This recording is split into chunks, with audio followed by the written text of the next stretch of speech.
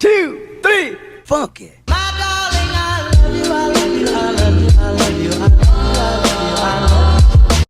Hi everyone, welcome back to my channel. Welcome to my channel if you're new around here. So for today's video I'm going to be filming something that has been very highly requested, and by highly requested I mean every single time I ask on Instagram what type of video you want to see from me, this is the most highly requested thing that you guys always ask for.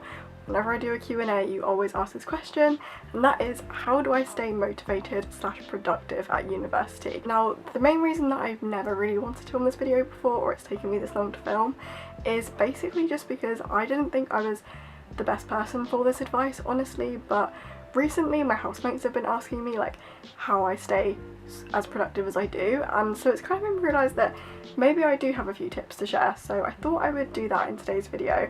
I did just want to make a disclaimer though. I know there is a lot going on at the moment in terms of like toxic productivity and kind of how damaging that can be, and I do just want to say like this is not going to be one of those like I work from 6 AM till 6 PM every day videos. Like, I'm not endorsing toxic productivity. I'm very much here for be productive when you feel that you can be productive. If you've got other stuff going on, then prioritise that. Not everyone can be productive all the time. I definitely can't, and so I just wanted to share my tips with you guys because I do feel like I am quite a productive person. I like being busy, so this isn't going to be promoting like toxic productivity, and I do want you guys to know that. I've definitely felt the wrath of that in the past. When I was like 15, 16 revising for GCSEs, I was so productive in such a toxic way that it has still damaged me even now. Like, I do still feel, I always joke about this, but I feel burnt out from GCSE, and I think that that's really important to kind of stress, that to not be productive to the point where you feel burnt out and so much that you feel it years and years later, which is something that I definitely have, and it's not until recently that I really kind of picked that back up again. So yeah, this video is going to be all about how I stay motivated, tips and tricks that I like to use, which you guys might want to try.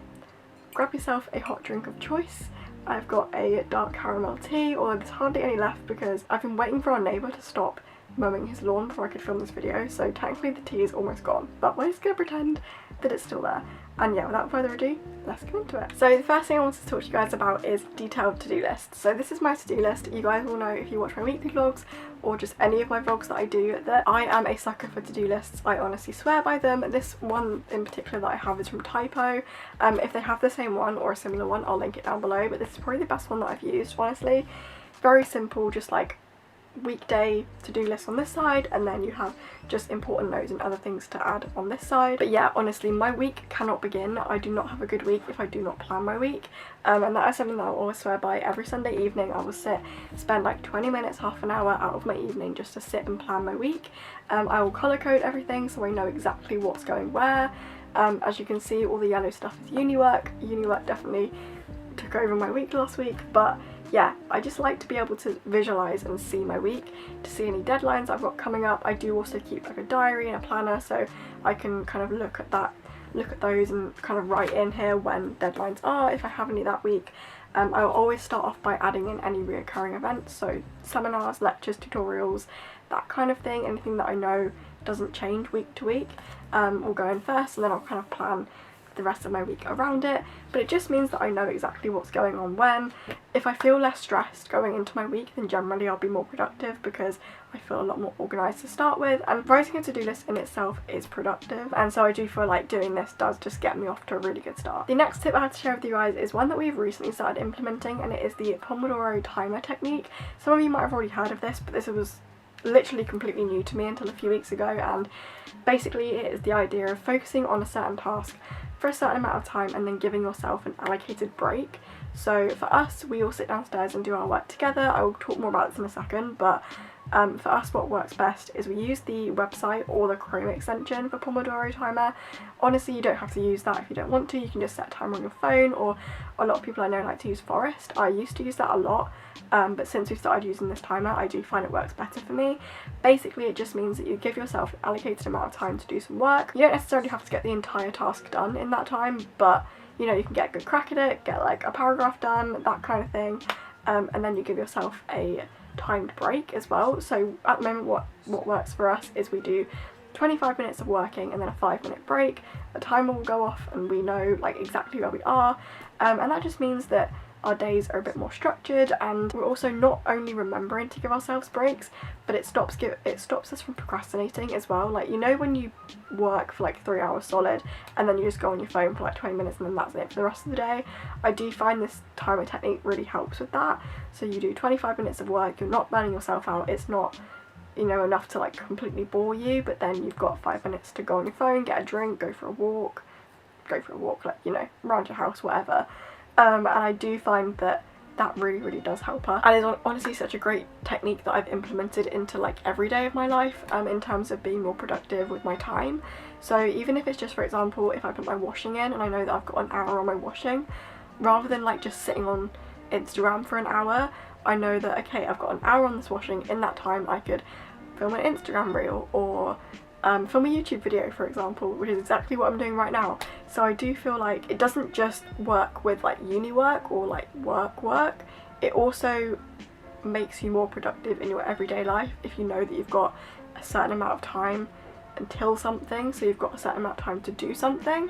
And I do think that is a really good mindset to be in. As I mentioned, we've been working downstairs a lot recently. I've been working with my housemates. We're all on the same course, which I think really helps, and I do think if you are lucky enough to be in that position where you live with people who are on the same course as you, this is going to be really beneficial to you.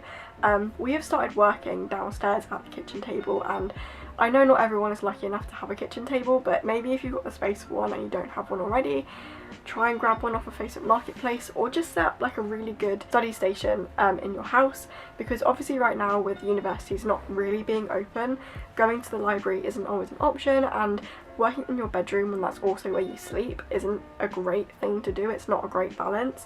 So we found that if we go and sit downstairs and work downstairs, it then means that we have a bit more of a work-life balance, but it also means that it gives us a bit of structure to our day, and it also makes us be a little bit more sociable than we would usually be if we've got to get a lot of work done. So we'll go downstairs, put on like a jazz playlist or like a chill hop playlist to concentrate to. We'll work from roughly about 9:30 till 5. And again, I'll go on to this in a minute and talk about structure a little bit more, but I do think that having that structure does really help.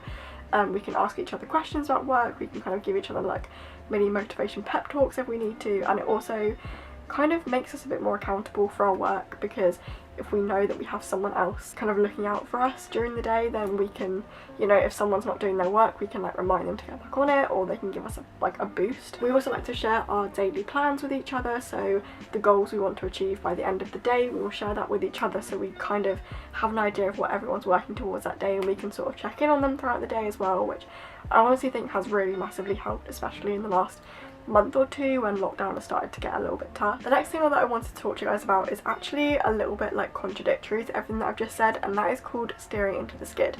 My housemate Maddie actually told us this phrase a while ago, and for some reason it's really stuck with me, and like I really like to implement it into my time, and I think it's something that is worth sharing with you guys. Basically, what we mean by steering into the skid is if you've woken up one day and you do not feel like doing any uni work, steer into that skid and just don't do any uni work, because I honestly and I wholeheartedly believe this, you are not going to produce the same level or the same amount of work if you're forcing yourself to be productive than if you are just feeling naturally productive. I do understand that this isn't always the best thing to say if you have deadlines approaching, and I know it's different for everyone, but for us in particular right now we don't really have any like desperate deadlines, at least I don't, so I can do this if I want to, and basically I would rather do a day of productive work and get loads of work done that's really good quality than forcing myself to do work and it not being the best quality it can be. And I could be spending that time on myself, doing self-care, tidying my room, like looking after myself. So I do think it is really important, if you are having one of those days where you're really not feeling productive and you can just stop doing work, just stop, take some time out for yourself. It often means that you just need to give yourself a break, and yeah, honestly I do think that it is so important to make sure that you do have that balance.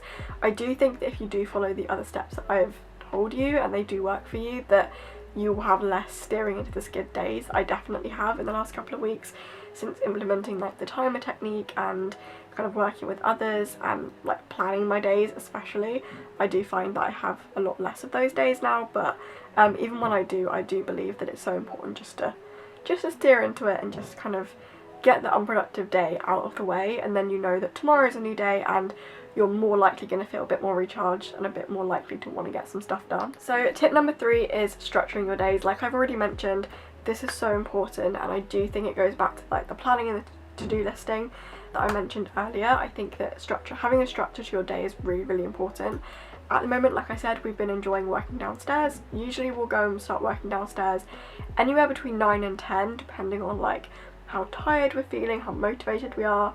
We'll all go and sit down at the kitchen table and either eat breakfast together first and then start working, or we would have already eaten breakfast and then we'll start working. And then generally what we'll do is we'll use the Pomodoro timer technique, and then at like anywhere between 12 and 1 we will stop and have an hour's lunch break, and we'll have an hour's lunch break together as a house, because it means we can be more sociable, and we can get, you know, like have some conversations, and we're not just kind of sitting in the quiet not doing anything. We might go for a walk in that time. At the moment, because I just started out my Etsy shop, I will usually go to the post office in that time if I have anything to post. And yeah, I do think having like a structured lunch break, I think for us as well, what's made this a lot easier is because we were on placement year, so we did an internship for a year and we did like a 9-to-5 job. It did mean that we've kind of adapted to the kind of workplace routine. So for me, I like to work 9 till 5 Monday to Friday, and then I will have the weekend off. That personally works really well for me. I like to give myself the weekend off. I very, very rarely do any uni work over the weekends, just because I like having time to myself and I like having that balance and that structure. So working 9 till 5 works really well for me. Sometimes it will be 10 till 6 or like 10 till 4, like it just depends. But I do like to have a good chunk of the day that is dedicated to uni work, and then I like to chill out in the evenings and on the weekends as well. So plan your days accordingly, like structure them however you feel necessary. If you find that you're more productive on a Sunday, for example, then work on a Sunday but then have the Monday off. I know that I used to do that when I was revising for GCSE and A-level. I found that for some reason Sundays were my most productive days, and still to this day I do get quite a lot of stuff done on Sundays, but it tends to be more like life admin, so like tidying my room, doing washing, like washing my hair, like, do you know what I mean? So yeah, I do think that structuring your day is really important, and it will make a massive difference to your overall productiveness, like in your day. Following on from that, the final tip that I have for you guys is to take regular breaks. I know this is probably A, really obvious, and B, easier said than done, but trust me when I say like this is probably the most important thing you can do, is to take a break. There is nothing worse than being burnt out, and like I mentioned before with steering into the skid, sometimes you do just need a break, and I think the more breaks you give yourself, the more productive you will ultimately be when you do need to get stuff done. So like I said, I like to give myself the evening completely off of uni work. The last couple of weeks I haven't really been able to do that because I've been doing like interviews for my dissertation and stuff that has to be in the evenings, but that's okay, it's over, and now I know that I can give myself breaks in the evenings, give myself breaks in the weekends, that kind of thing, whatever really works for you and your like timetable, I guess. But yeah, I definitely think taking regular breaks is so important, making sure you get some fresh air as well. I'm so guilty for this. If I've got a 5-minute Pomodoro break, I'll just sit on my phone, whereas it should be really nice to like go out in the garden if you have one, walk around the garden, get a glass of water, drink that in your break, go for a walk to the park or the beach, whatever works for you. Make yourself a nice lunch or a nice coffee. We've been doing coffee breaks at the moment, which I really like. We'll like take like 20 minutes out just to like make proper nice like filtered coffee, and it works. Oh, yeah, it just is really nice. Go to a coffee shop if you want to, and yeah, I just think taking regular breaks to do something that you enjoy and something that is self-care is so important, and ultimately will affect how productive you are when you do need to get stuff done. Alright you guys, I think I'm going to end this video here because I don't want to ramble on for too long. I really hope this video has been helpful. If you're still watching to this point, then leave it in the comments below any tips you have for being productive for everyone else to read. Let's get a bit of a conversation going. I hope you're all doing really well, staying safe and doing alright in these crazy times, and I will be back really soon with another video. Bye, see you soon.